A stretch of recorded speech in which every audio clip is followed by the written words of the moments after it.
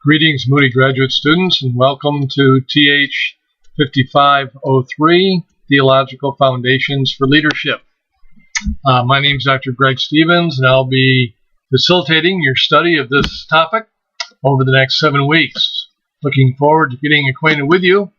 I would point you to my personal introduction and class introductions in community posts here in the Blackboard course shell. And while you're there, please post your class introduction as well. Something about your testimony of how you came to the Lord, why you're studying at Moody, why you're in this program, and what your expectations are for the course, what you're looking forward to learning, and how you might expect to use it. All those things are great to include. Be sure to include personal anecdotes as well, so we can get better acquainted with one another. If you're really interested in all my academic stuff, well, that's in your instructor section as well, so you can be overawed by all of that as well. Well, let me officially welcome you to Theological Foundations for Leadership through Moody Distance Learning.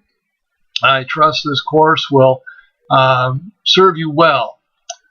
Be sure to read through the announcements each week as they show up, and most of them will take the format of what you're seeing with this one as well.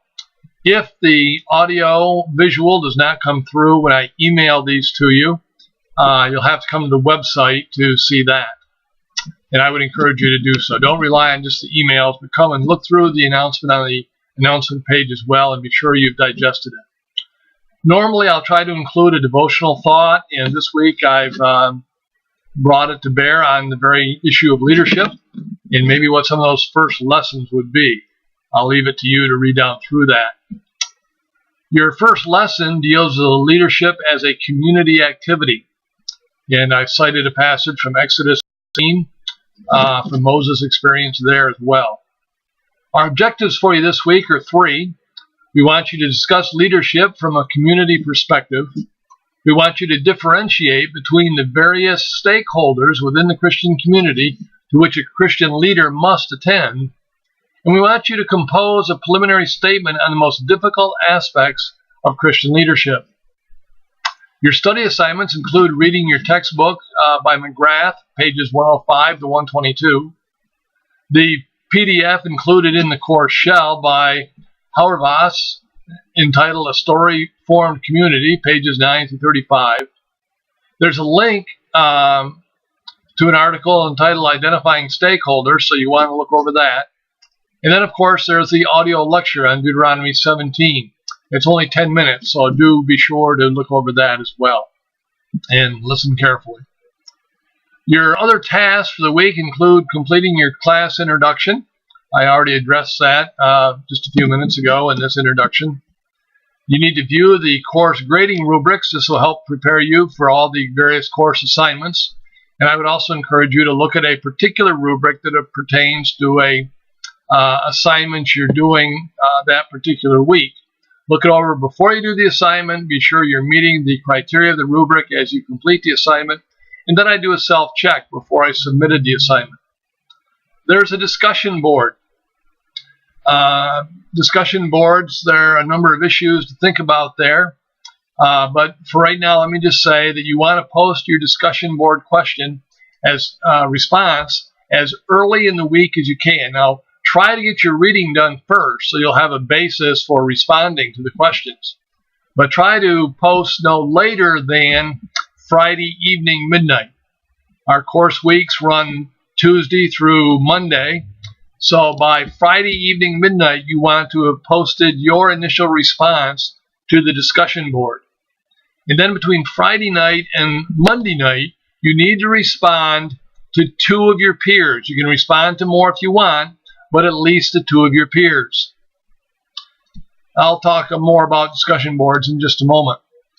You then have your church ministry chart to complete and a 1 to 2 page reflection paper. I believe that's 1 to 2 pages.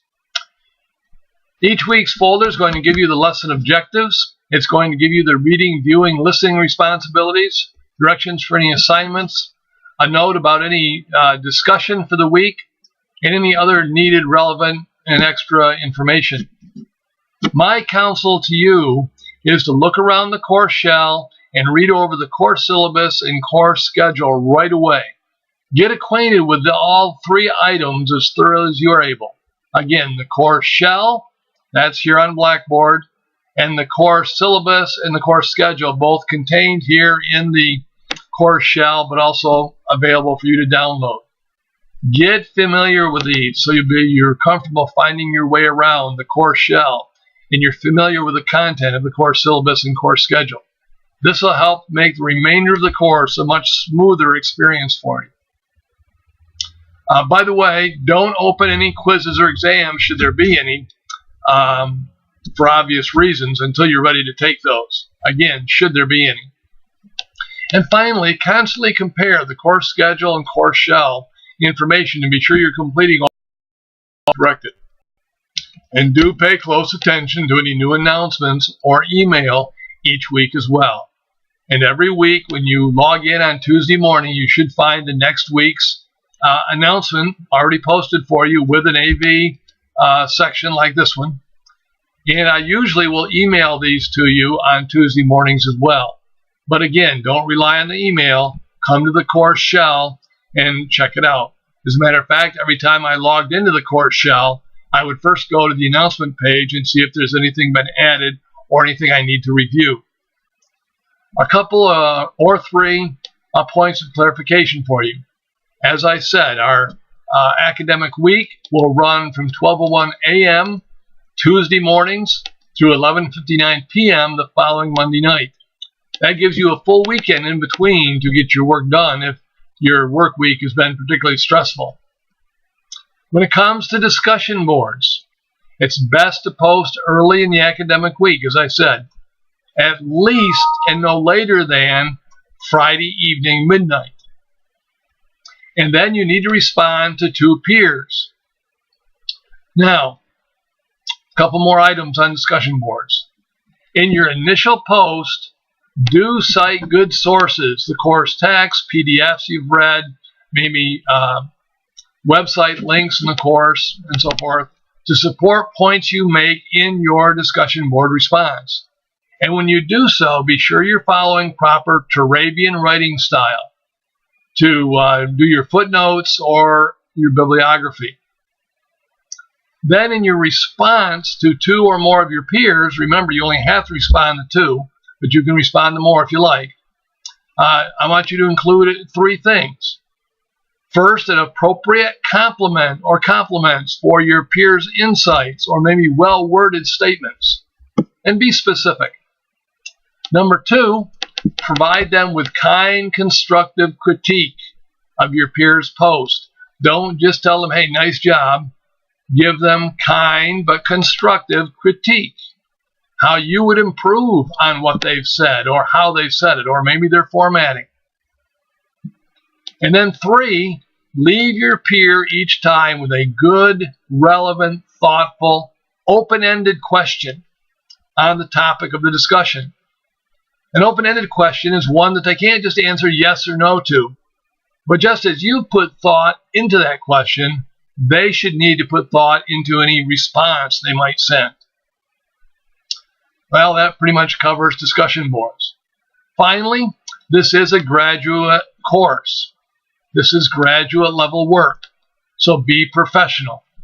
For example, all written assignments other than discussion boards should have a properly formatted Turabian assignment title page. Also, be sure that all your work, including discussion boards, is structurally and grammatically correct with proper spelling and punctuation, etc. By the way, leverage your software, both your own software on your computer in MS Word, as well as the software here in the course shell. Both have spell checkers. MS Word has a grammar checker. Now, these aren't 100% reliable, but I found that most every student will profit if they'll leverage their spell checker and grammar checker in MS Word and the spell checker in Blackboard to their advantage. Now, if you have any questions, don't hesitate to contact me at my email, gstevens, and Stevens with a PH, you'll notice, gstevens@moody.edu. And if there's really a time-sensitive issue or you just really feel a need to talk to me, you have my phone number below, and I want you to feel free to call me.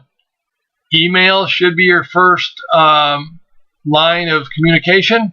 But again, if there's a really time-sensitive issue or you're really confused and a written communication won't work for you, I want you to feel free to call me at my phone number. Well, that's about it for this week. I'm looking forward to a great study together. This is the course I've looked forward to teaching to for some time now.